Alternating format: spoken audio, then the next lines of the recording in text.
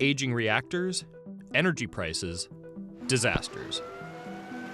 Nuclear power has been falling out of favor in the US for decades, but the conversation is changing.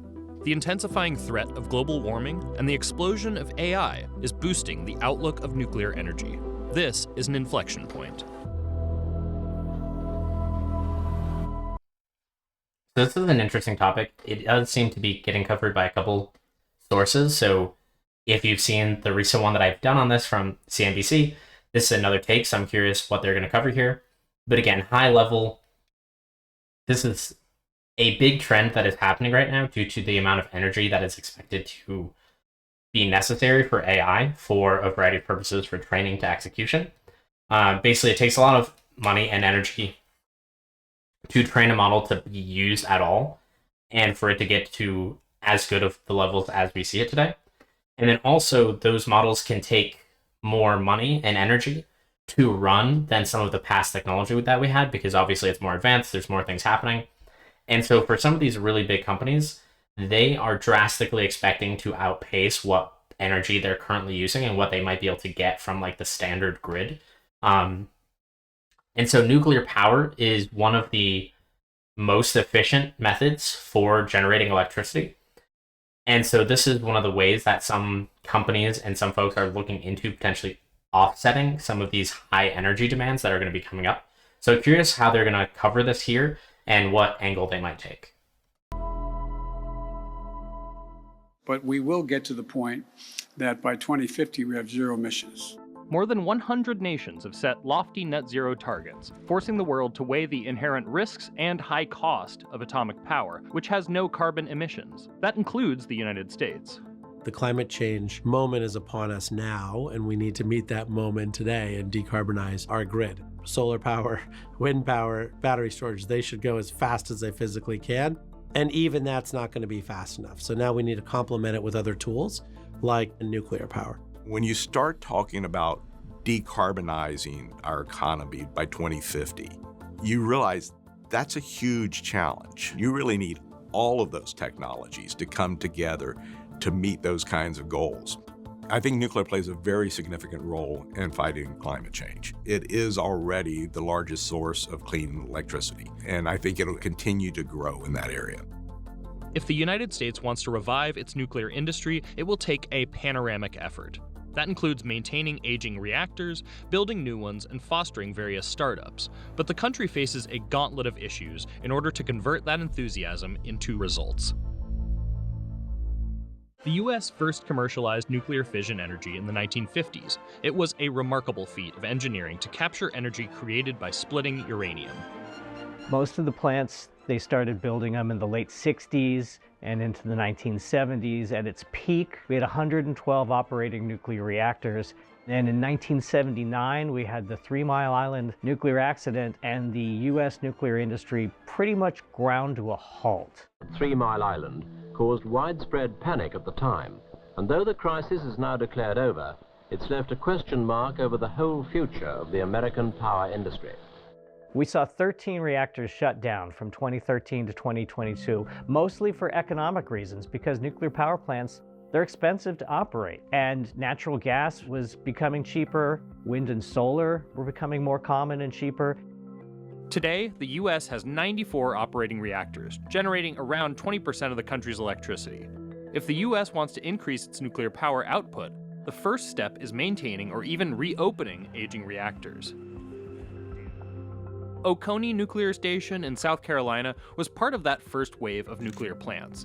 Its first reactor began operation in 1973. The Oconee plant in South Carolina, for a long time, was the biggest nuclear power plant in the United States. It's your standard light water reactor. That's the conventional model that we're using in all of the power plants in the United States today.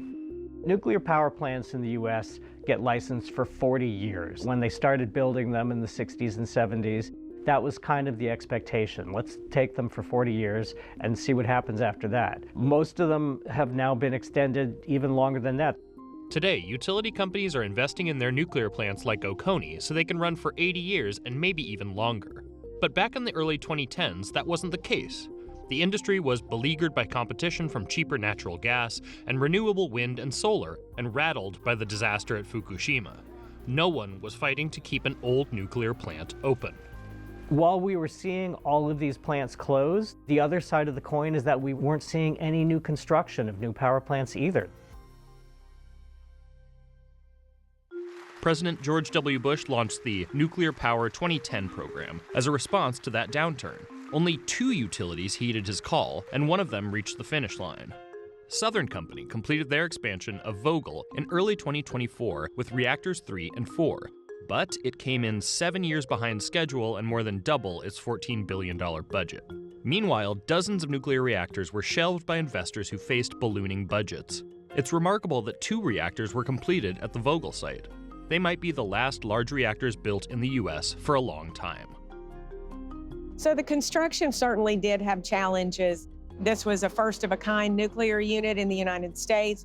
We had to restart a supply chain, retrain workers on the specifics of nuclear construction, and then an unforeseen global pandemic occurred. Our primary contractor filed bankruptcy, so certainly these were challenges, some of which we expected, some of which we didn't, but we navigated them. I think it's absolutely a monumental accomplishment, and it's so important to prove that building nuclear power in the United States is possible. And I do hope that other utilities and companies in the country, as well as around the world, will continue to benefit from the lessons learned from Vogtle 3 and 4 and build more nuclear generation. There's a lot of interest in whether we can build another one of these big nuclear power plants in the United States. But the utilities, they're the ones who would have to write the check. And they are not lining up to take on one of these projects. They're wary of a price tag that would be in the tens of billions of dollars.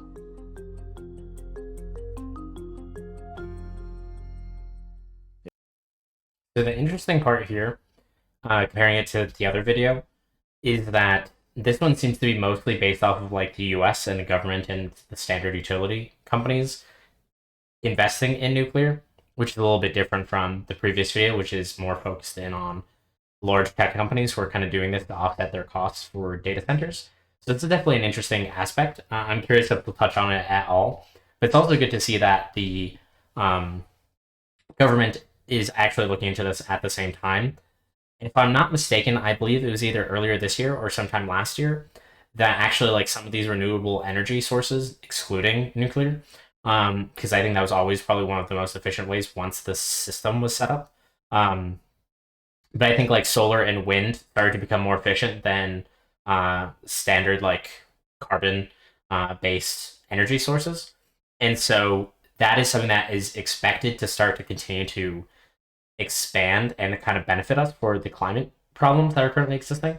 And again, so for nuclear, I think one of the biggest things is that it is unaffected by natural causes. So like for solar at nighttime, obviously they can't support as much, whether you're in certain areas of the globe, then you don't get as much sunlight versus other areas. Same thing for wind. Wind might not always be blowing at a particular time, and you might have windier or less windy areas. And so not every area is going to be equally benefited by these standard renewable energy sources. And I think this is one of the huge advantages of nuclear in these cases, which is like you can have some place where there's very little sunlight throughout the year, and you could have a nuclear power plant nearby that pumps out energy day and night, and it's not impeded by that. And so that's one of the big advantages of it. And obviously, in and of itself, it is pretty efficient in how much energy it can produce from the reaction that occurs there. If Vogtle is the last big nuclear reactor built in the United States, startups are trying to fill in the gap.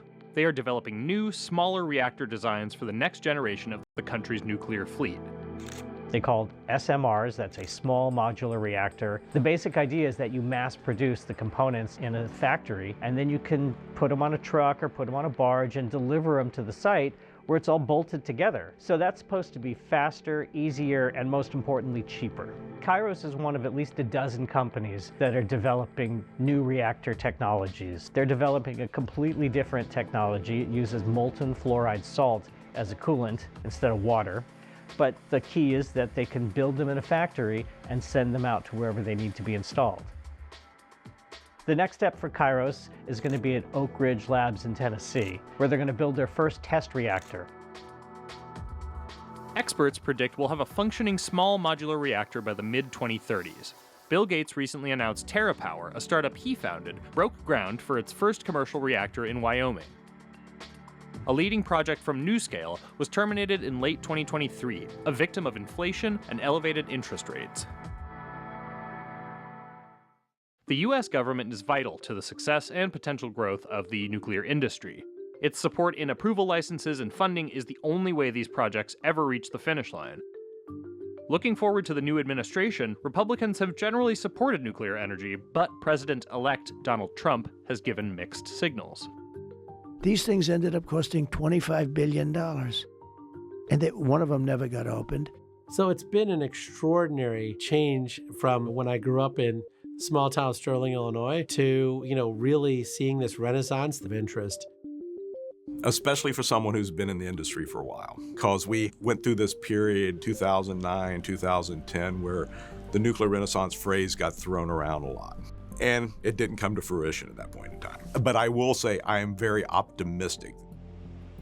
So whether it is our involvement with the Vogtle nuclear plant and seeing that all the way through, or restarting nuclear power plants, or building new nuclear power plants using next generation technologies, I think we end up being a sounding board for the entire nuclear industry. Today, I would say nuclear power has just as much support as every other clean technology. We need to get to a place where independent power producers in deregulated states can build a reactor. The Loan Programs Office really is here to serve folks who decide to try to borrow money from our office. But ultimately, the decision around whether we're actually in a nuclear renaissance is the decision of the utility companies and others who have to come to us for a loan. It's difficult to predict if the refound enthusiasm for nuclear power will be matched by utilities and entrepreneurs. The demand for carbon-free electricity is increasing, but it's difficult to stomach a multi-billion-dollar bill and decades-long timetable for a nuclear reactor. Experts say the upswing in nuclear power plant construction needs to continue to both meet net zero emissions goals by 2050 and ultimately to help smooth the world's transition to renewable energy.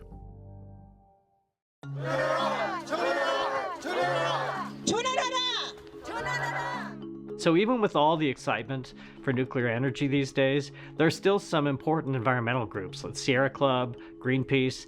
They are staunchly opposed to nuclear energy. They're still concerned about all of the risks.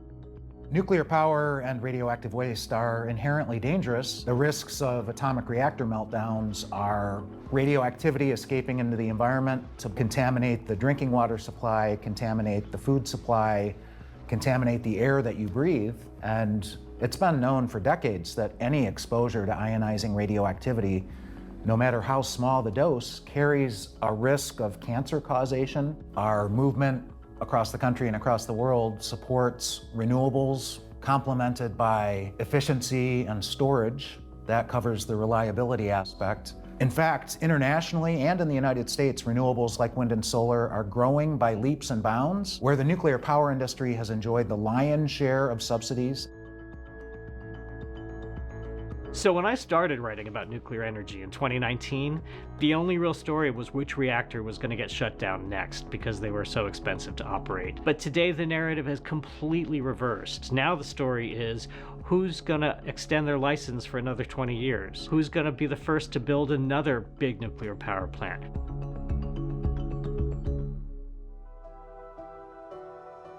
There's been a lot of enthusiasm and a lot of cheerleading in the nuclear power industry.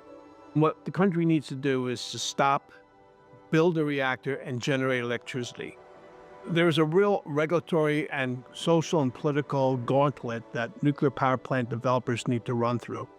I remain optimistic about nuclear power, but it's taking much longer than I had expected. And I'm concerned about rising costs due to inflation and high interest rates. What I see happening in the next 5 years is the reopening of several retired nuclear power plants, perhaps 3. And after 2030, I anticipate that we'll start to see some of the advanced and small modular reactors coming online.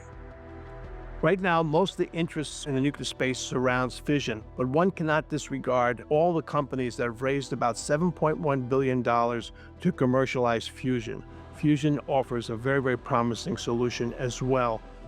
And that could be an additional nuclear technology that contributes to address challenges in climate change.